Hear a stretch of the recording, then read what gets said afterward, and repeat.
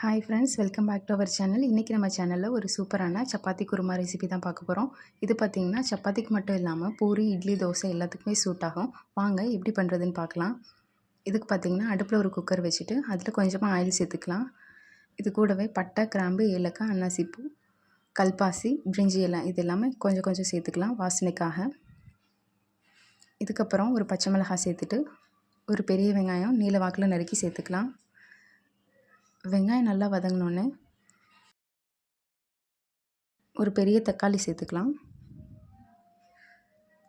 தக்காளி நல்லா இந்த அளவுக்கு வதங்கினோன்னே இது கூடவே கேரட்டு, உருளைக்கிழங்கு, பட்டாணி இது 3 சேர்த்துக்கிறேன். உங்கள்கிட்ட என்ன காய் இருக்கோ நீங்கள் அதை சேர்த்துக்கோங்க. காயில் உப்பு சாரதுக்காக உப்பு சேர்த்துக்கிறேன்.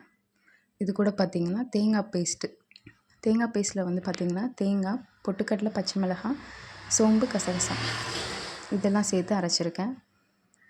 இதையும் சேர்த்து நல்லா மிக்ஸ் பண்ணி விட்டுட்டு உங்களுக்கு எவ்வளோ தண்ணி வேணுமோ அந்தளவுக்கு தண்ணி, உப்பு சேர்த்துட்டு குக்கர் மூடி போட்டு 3லேருந்து 4 விசில் விட்டு இறக்குனிங்கன்னா சூப்பரான சப்பாத்தி குருமா வந்து ரெடி ஆகிரும்.